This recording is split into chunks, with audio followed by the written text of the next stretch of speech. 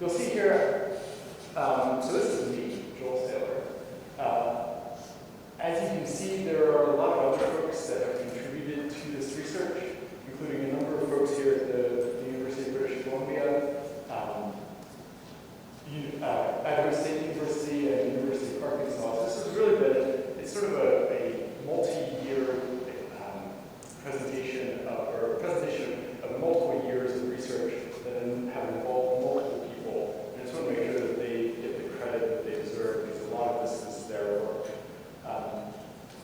What I want to do today is walk through a few examples of different methods that we've used to examine Detrial, Zircon, geochronology, and petrochronology. I'll look at sort of three primary examples, and you can follow them down here. I'll have some introductory material here, and then three separate examples of forward mixing, inverse mixing, and then multivariate mixing.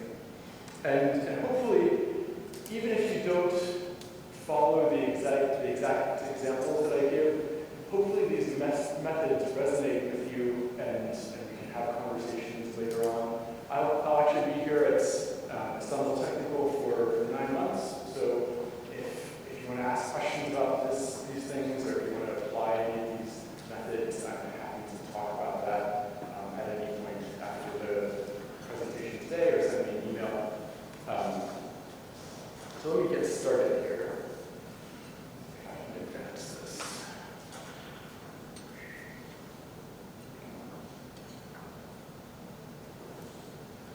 Can I advance this?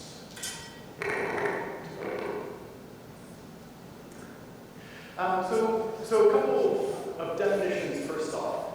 Source-to-sink systems include or describe an interconnected segment or set of segments and processes that link the erosional engine, so the source area for sediments up here at the catchment, with a transfer zone, usually a river of some sort, and link those down to an ultimate sink, which is a long-term location of storage for sediments. And these can be sort of the largest scale. These are coastal, right? They're linking mountain terrains to lowland rivers and down to deep sea basin floor fans. But they can also link mountain terrains to intermediate sinks, such as floodplains here, or lakes, for example, in the non-marine realm, or the shelf here in the marine realm. Those intermediate sinks themselves can be sort of remobilized, right? They can be subject to reactivation. The sediments that are here in the floodplain can be remobilized down to the shelf, and likewise from the shelf down to the seafloor. And so in terms of sources and sinks, this creates some problems for us in the sense that what was initially a sink, like floodplain here, can later on become remobilized as a source for sediments further downstream. But nevertheless, we'll be looking at this sort of source-to-sink system. Again, you'll see this example a few times later on, where we're looking at individual sources with different lithological characteristics, potentially age, and those linking through a transfer zone here and mixing in this transfer zone down to an ultimate sink, potentially here at the coast or in deep sea fans. One of the questions that I've tackled in my research is, how do we understand sediment partitioning within these source-to-sink systems?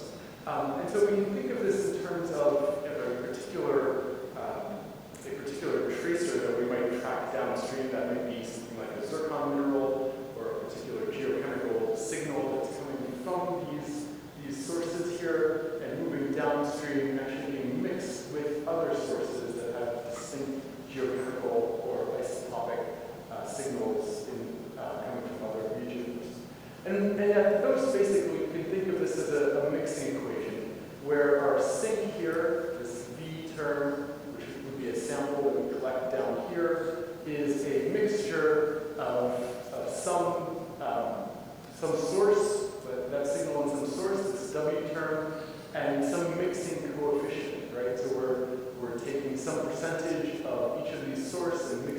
together to give us our ultimate sink. And we can think about sort of what goes into this equation. So for example, this H term is proportional, for example, to sediment flux.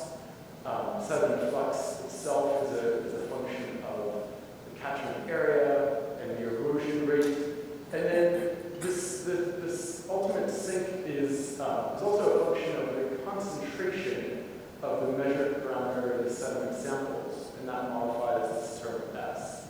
So ultimately, we can come down here, and this H term, we can build it out a little bit into the catchment area, the erosion rate, and some concentration of the target geochemical tracer in that in the source area. So typically this C term is thought to be, or is assumed to be constant, and this largely comes from the fact that they're really, really difficult to actually measure the concentration of most of the things that we're tracking in the sedimentary system. But with that assumption, so if we hold C constant, we can investigate either A or R by holding the other one constant. So we can think about, if we're not changing the erosion rate, can our sediments tell us anything about the changes in the catchment area that we're looking at? Or if we assume that our catchment area isn't changing, can we look at changes in our erosion rate based on sediments that we're collecting down here, right? So this opens up a whole range of questions, right? So how is sediment being mobilized or how are changes in sediment erosion rate happening with changes in climate, for example? As we change drainage basins, how does that affect the downstream proportions of sediment that are coming out of those drainage basins? A whole suite of sort of modern or near modern questions that we can ask using these methods.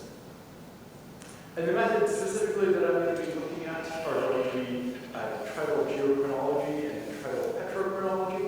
And so for those of you that are not familiar with this, I'm going to spend a few minutes here introducing the method and a little bit about some of the background and how we think about this data. So at the most basic, we can go out into the field and we can collect a rock sample like this.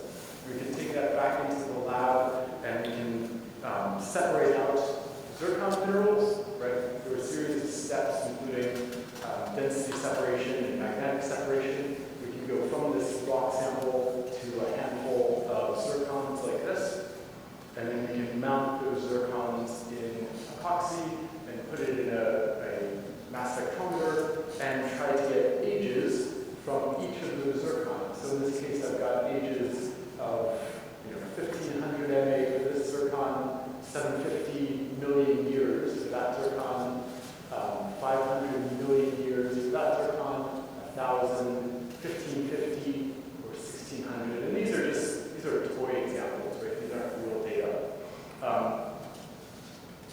And we can plot that data as a histogram, but we can also plot that data as individual Gaussian curves, where the mean of those curves is the mean age, and then the width of those curves are proportional to the analytical uncertainty for each of those grains. So the older grains have greater analytical uncertainty, and so they're a little bit wider and not quite as tall. The younger grains here have lower analytical uncertainty. They're somewhat more narrow and a little bit taller. We can sum those individual Gaussian curves into what we think of as a probability density plot, right? And you'll see a lot of these. We're looking at essentially a summation of those Gaussian curves along an x-axis here that is age, and a y-axis that is relative probability. And again, these are individual Gaussian curves that are scaled horizontally by their analytical uncertainty. Sometimes including the analytical uncertainty actually obscures the underlying relationship. And so we can also think of these in terms of Gaussian distributions with a fixed bandwidth. So again, the mean age hasn't changed here. All I've done is change the individual analytical uncertainty for a standard bandwidth. And we can do the same sort sum these up. And they look a little bit different, but the underlying data, again, is the same. So you'll see a lot of these curves in the course of this presentation. Again, wanted to make sure that everybody is familiar with them, knows how we interpret them. The other thing that I'm going to be talking about is a metric for comparing these different curves, right? So we can think of two different samples here, right? The red one here and the blue one, where we have individual ages indicated by the red dots and the blue dots, and then the PDP, the probability density plot, indicated by this line here or the blue line here. And those are pretty easy to compare visually, right? We can say, well, there's some overlap here, there's some common ages here, but a lot of these are very different, right? These two curves look very different. But comparing those visually doesn't help us in terms of quantifying percentages of sediment that might be associated with each of those curves. And so what we do is we can take these individual curves that are continuous functions, and we can turn them into discrete points, right, along those curves, and then we can treat those as essentially, similarly sampled time series, right? We can cross-plot those, right? So we can take the value for every 1 million years for the red sample, and the value for every 1 million year for the blue sample, and put them on a cross-plot like this, and calculate a Pearson's correlation coefficient, so a cross-correlation coefficient, and that tells us, that's a way to sort of compare these two samples quantitatively, right? And in this case, our cross-correlation coefficient is very low, 0.24, tells us these samples are actually fairly dissimilar. They're not very much like each other. And again, this enables us to then start to quantify the relationships between these sediment samples. This cross-correlation coefficient ranges from 0, which means that they're totally dissimilar, there's no overlap in the samples, to 1, which means that they're perfectly the same. The samples would be identical, essentially, with a cross-correlation coefficient of 1. So with that background, I want to set up a couple of toy examples to walk you through some the method that we're going to use, and then get into some of the empirical examples here. So the first one here, we're going to look at a simple numerical mixing model. Again, thinking of different sources here in the bottom right, source A, source B, and source C that are going to contribute sediment into this transfer zone in different proportions. And we've got sort of, again, toy probability density plots for source A, source B, and source C. And you can see source A is dominated by 500-million-year-old zircons, source B by 1,000-million-year-old zircons, and source C by about 1,500 MA zircons here.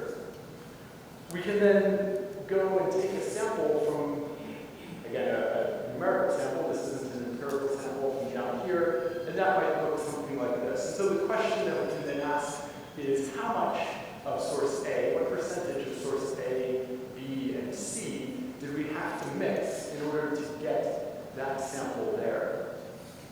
Right, so how much of source A, B, and C did we mix to create that sample there? But we can do this as a forward problem, right?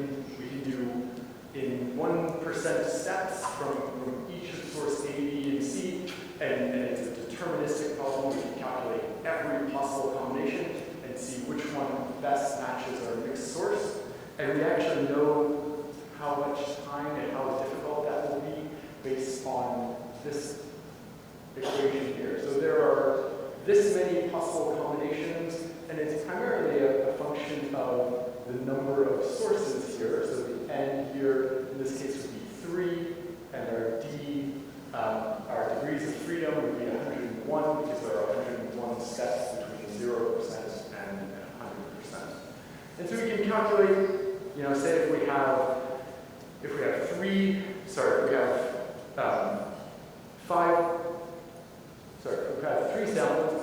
there are this many possible combinations, pretty tractable, we can calculate that fairly quickly.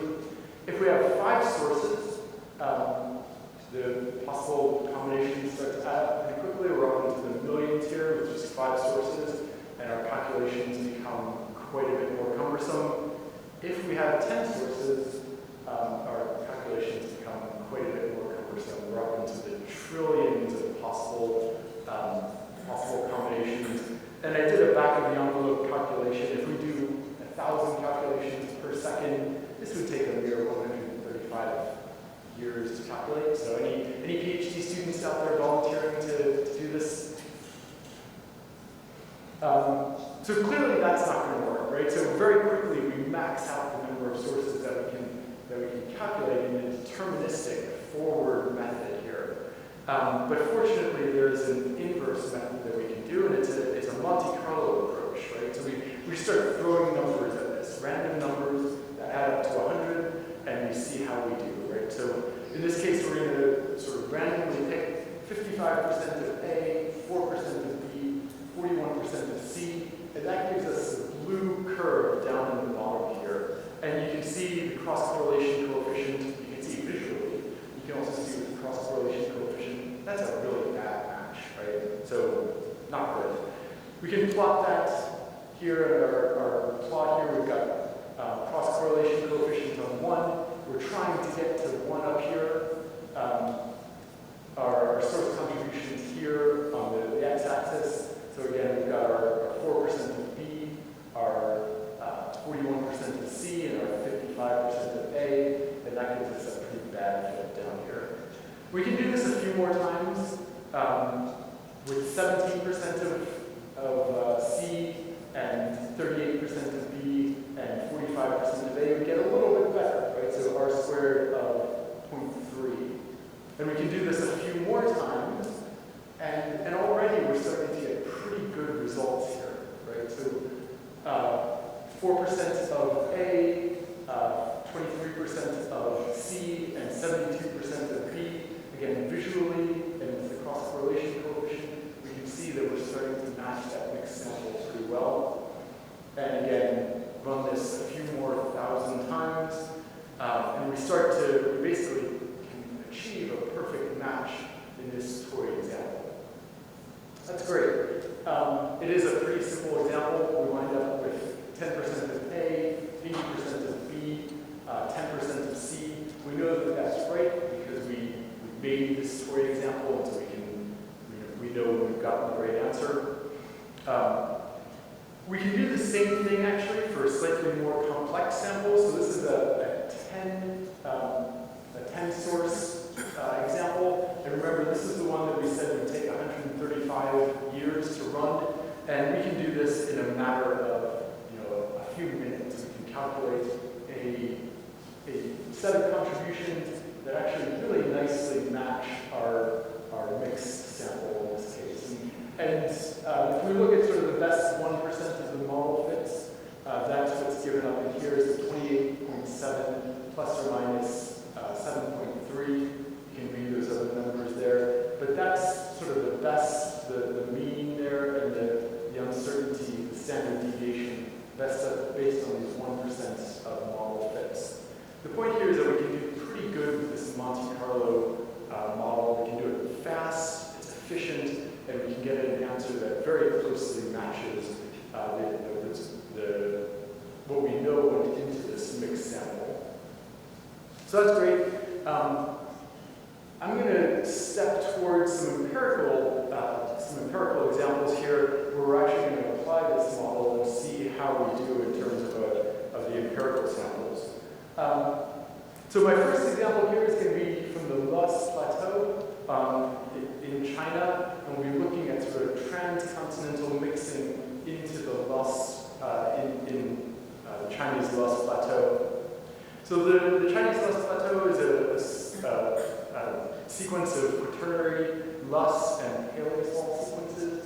The Loess layers are typically thought of as glacial intervals, where we have a colder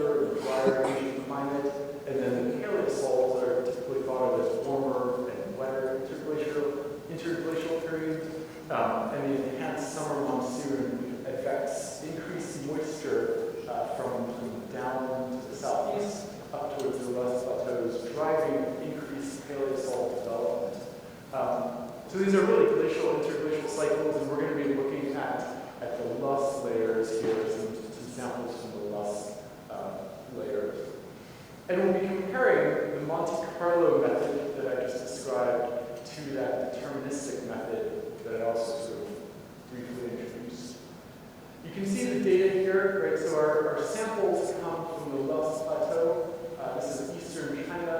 Our samples are the stars here from the loess plateau, and the potential sources are going to be these red from the Moss Desert, the blue here from what's called the Central Desert, the yellow from the Chaidong Basin, and then the blue from the Yellow River. So these are river-adjacent sediments from the Yellow River that's flowing just next to the Loess Plateau, and actually sort of wraps around the Loess Plateau here.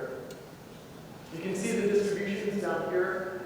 This is, again, our PDP plots from 0 to 3 billion years here, and the distributions of zircon ages in each of those potential sources. So these would be 4 sources that we're going to try to mix together to figure out what's going into our loess sample here. So these 4 would be our sources, the loess would be the mixed sample. And it turns out that we can calculate the proportion of sources from the Monte Carlo method. In this case, most of our sediment here is coming from the Yellow River at like 55%, and then the other ones are contributing sort of 10 to 20% down here. But far and away, the majority of the zircons are consistent with derivation from the Yellow River, which means that most of the sediment is really coming from fairly close to the Loess Plateau, potentially even being remixed from loess deposits. Again, thinking about this in terms of a source-to-sink system, the ultimate source for the Yellow River is up here in the Tibetan Plateau. So we're mobilizing sediment from the erosional engine on the Tibetan Plateau. It's being transported through the transfer zone, but then as it's moving through the transfer zone, it's actually being remobilized from these Loess Plateau adjacent locations into another sink in the Loess Plateau. What I've shown here is the Monte Carlo method versus the deterministic method, and hopefully it's clear that we're doing a really good job of matching the deterministic method with our Monte Carlo approach. Which means that we can probably, given this result and given the confidence that we're able to reconstruct those toy examples that I showed you previously, I think there's good reason to be confident that we're actually representing the proportion of zircons, at least, that are coming from each of these sample locations into the Loess Plateau fairly accurately. And the question then becomes, well, what about does the proportion of zircons correlate to the bulk proportion of sediments? And that is absolutely an open question. I don't have an answer for that yet, but it's sort of the next step in our research as we move forward. So some quick conclusions before we move on to the second example here. Again, forward mixing can perfectly identify the proportions of sources, even if there are many or complex sinks. So we saw the toy examples of the 3 sources, the 10 sources that were able to match pretty well, and then we saw the example of the Loess Plateau where we were able to get similar results from the deterministic method and the Monte Carlo method. And then the Monte Carlo approaches are much faster than the deterministic method, but they yield comparable results. The drawback here is that both your sources and your sinks have to be really well characterized, right? We have to characterize all of the sources in eastern China as well as those loess sink samples in order for that method to work. And so the question is, well, what if we don't know what those sources look like?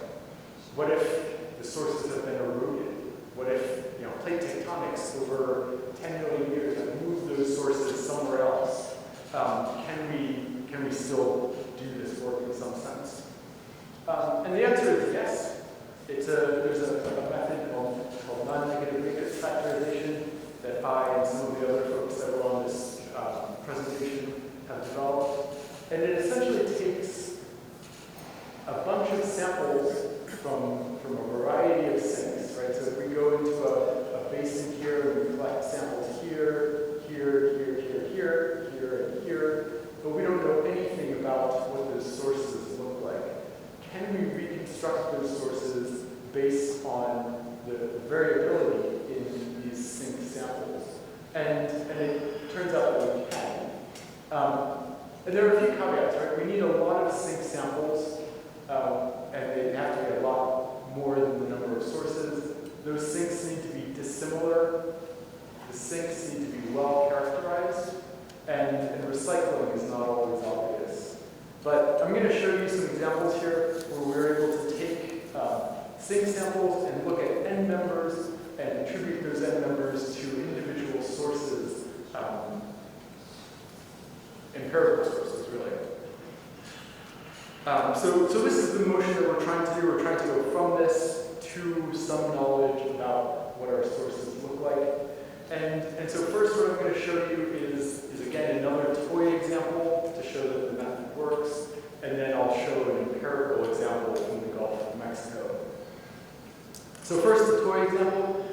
This is from some work that we did back in 2019, and what you're looking at here is 10 samples that we created numerically.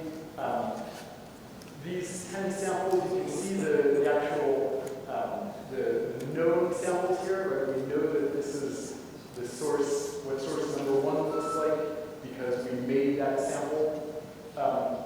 And we took those 10 samples and then we mixed them in different proportions into 46 samples, right? So 10 initial sources, we're mixing those into 46 samples, and then we put those 10 sources on the shelf, and we take the 40 samples and we feed that into this algorithm, right? And the algorithm never sees those 10 samples, all it sees are the 40 mixed samples that we put together.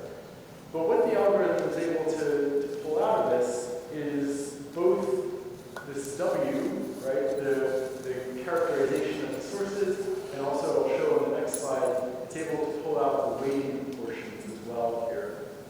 So the input sources you can see here, the black, and then mirrored, so vertically mirrored or mirrored across the horizontal axis, are the reconstructed end members that the algorithm produced, right? So you can see these are basically perfect mirror images of each other. So visually you can see that the algorithm is able to reconstruct the unknown sources. If you look at the cross-correlation coefficient here, so the CC, in all cases it's sort of 1 or maybe very, very close to 1, meaning that, again, we're getting a very good match between the sources that we know that we put into the mixing model and the sources that the mixing model gives us back. Right, so there you go, cross-correlation. And this other metric as well, this Kuiper value indicating nearly perfect match. We can think about this in terms of the proportions. So we were looking at the characteristics, the distribution of those A's in the previous slide, but we can also think about the mixing proportions. And because we know the input weighting functions, we can compare those to the factorized weighting functions, and hopefully you can see that they line up along a really nice sort of one-to-one line. The correlation coefficient for this relationship here is really, really good, 0.95, and it's based on a huge number of factorizations.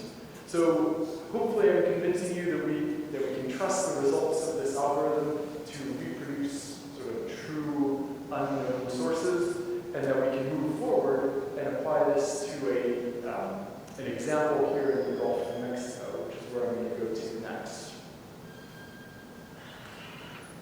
So this is looking at sediments along the Gulf of Mexico, and particularly related to the Mississippi River. You can see here the Mississippi drainage, the modern Mississippi drainage, reaching all the way up into sort of southern Canada here, and as far east as Pennsylvania, New York, and as far west as Idaho and Colorado.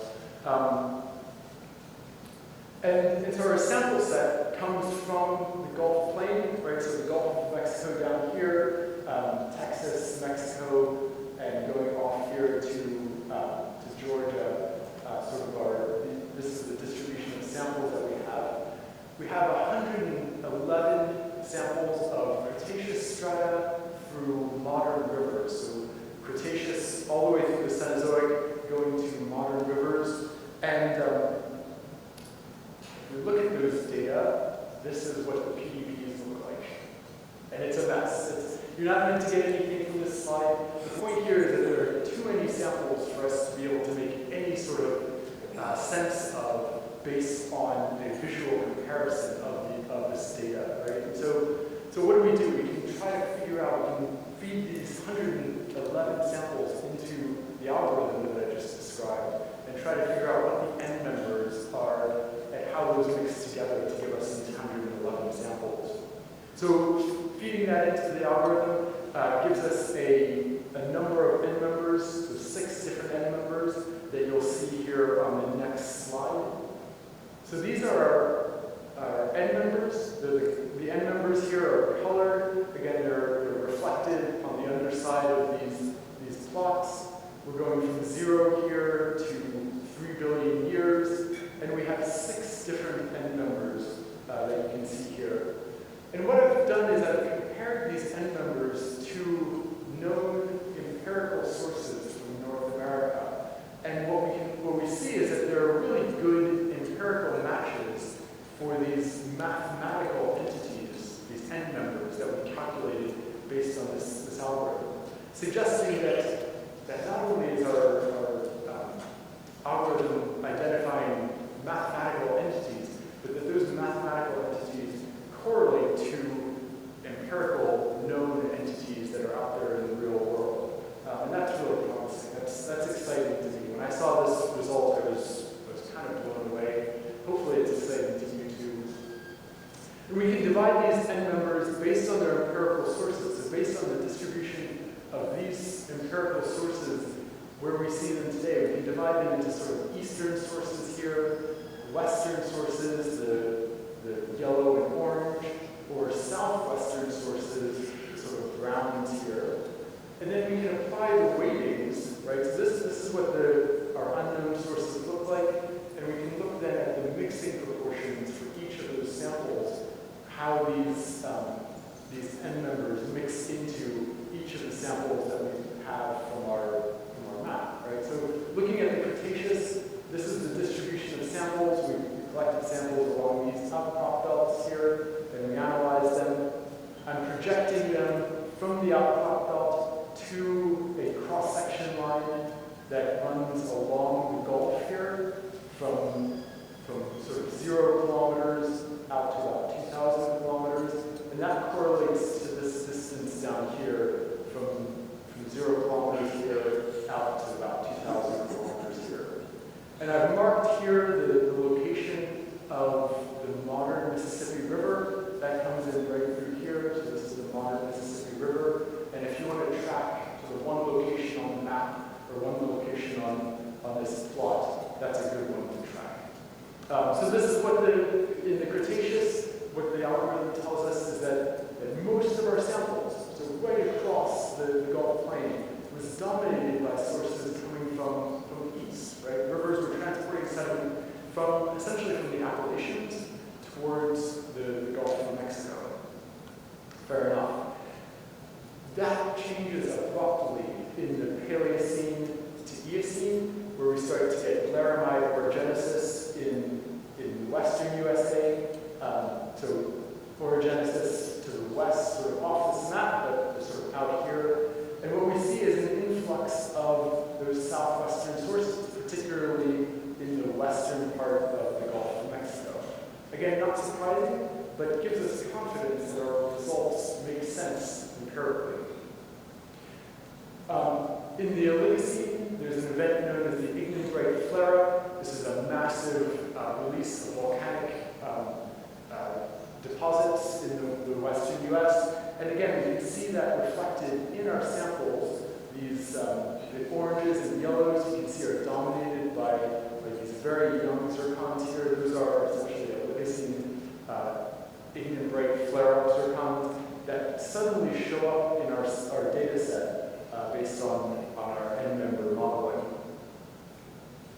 We can move forward to the Miocene, and at this point in time, there's good evidence that the entire western U.S. underwent a moderate to major elevation gain. So the Colorado Plateau was uplifted probably about a kilometer or so, based on or due to mantle convection. And what we see again is a major influx of these southwestern sources coming right across the Gulf Plain as far to the east as Louisiana here. Right? So really dominating the western part of the Gulf of Mexico.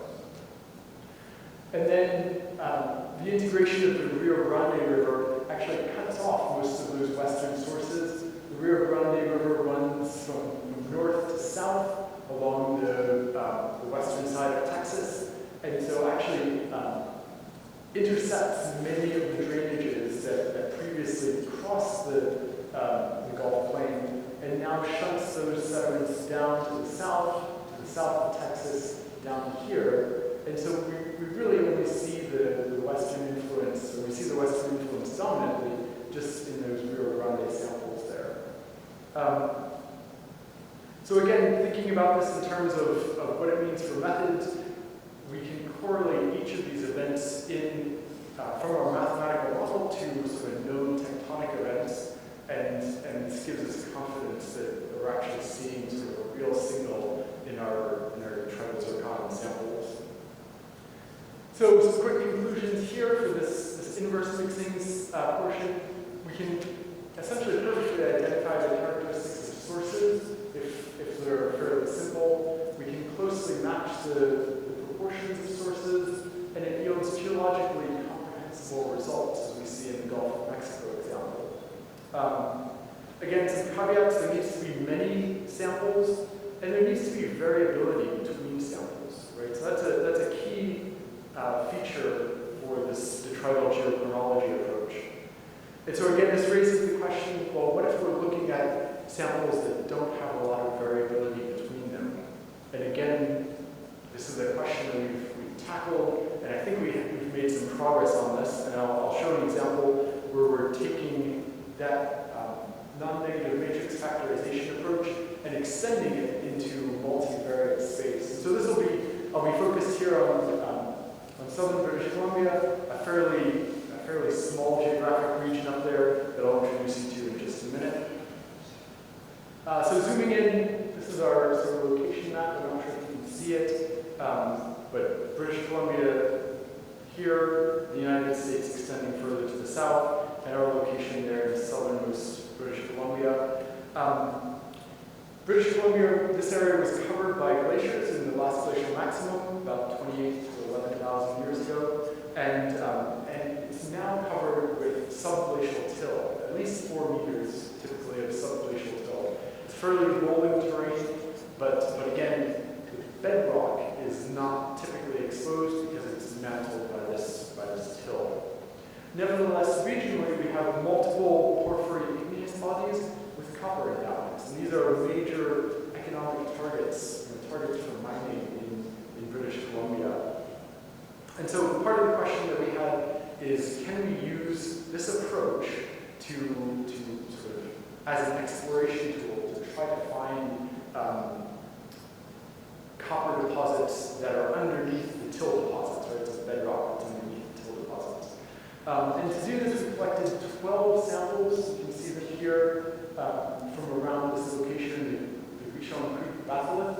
This is an active mining location, so we know that there's copper endowment here. It's being actively mined. And again, we collected these 12 samples from locations close to the copper bodies, which are these green here, the green polygons are the ore bodies, and we collected samples from a variety of locations, both close to and far from those. The black arrows here show the ice flow direction in the last glacial maximum, based on things like drumlins and striations and bedrock and things like that.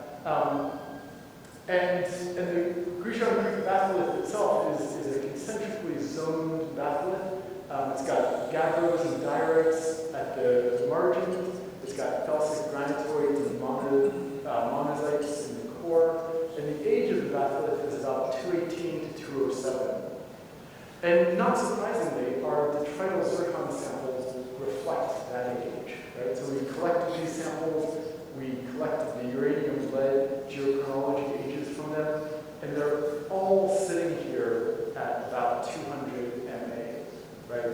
Very, very little variability there. Are they totally homogeneous? Certainly looks like it, but they shouldn't be, because we think, you know, in terms of copper deposits, we know that copper deposits are associated with differences in zircon geochemistry, right? So for example, we know that zircons from copper deposits have high cerium to neodymium ratios. They have high cerium anomalies. They should have low dysprosium to ytterbium ratios. They should be oxidized, so they should have high FMQ values. Again, they should be oxidized, so they should have high europium anomalies. In the Grecian Creek batholith, the zircons that come from these ore deposits have fairly high heavy rare earth elements and high hafnium to ytterbium. They typically have low thorium to uranium, low titanium and zircon temperature, and then high ytterbium to gadolinium. So we don't think that these should be homogeneous, even though their ages are very close. And so looking at these variables in our 12 samples, you can see that there is some variability in them, right? So we've got the values here on the x-axis, and then the probabilities on the y-axis for each of these variables, right? So cerium anomaly, cerium to neodymium, etc. You can read through this list here. And then our 12 zinc samples are shown by the curves here on top of that. Again, there is some variability, but it's pretty hard to make sense of this in terms of, you know, which of these shows high proportions of fertility indicating zircons, copper fertility indicating zircons. We can take that data, multivariate data, including essentially petrochronological data, so linking geochronology to isotopic geochemistry to elemental concentration, so this petrochronological approach, and we can feed that into our algorithm, and it actually tells us that the data separate out into two potential sources, so two end members, and you can see those end members here, right? So we've got source one, which all the features of source one indicate that it's coming from copper immobile or copper infertile rocks, and all of the indicators for source two indicate that it's coming from copper mobilizing or copper fertile source rock, right? So we can look at each of these. So tracking the red curve here, the cerium anomaly is not so distinct, but there's a slight trend towards higher values here. Again, cerium to neodymium, slight trend towards higher values here. Dispersing to ytterbium, slight trend towards lower values. Oxidation essentially is a wash here, not much separation there. The europium anomaly turns out to be quite distinct, so quite a separation between our two sources. The ratio of heavy to medium rare earth elements, again, quite distinct. Hafnium to ytterbium, to yttrium, quite distinct there. Thorium to uranium, again, quite distinct. Titanium temperature, quite distinct. And ytterbium to gadolinium, quite distinct there. So it looks like, as we would expect, right? So these are confirming sort of our hypothesis that we think we should be seeing both a copper fertile source and a copper infertile source. We think that zircon should be coming both from these ore bodies and also from sort of the rocks, the host rocks around those ore bodies, right? There should be some mixture of that. And that's in fact what we see in the distributions.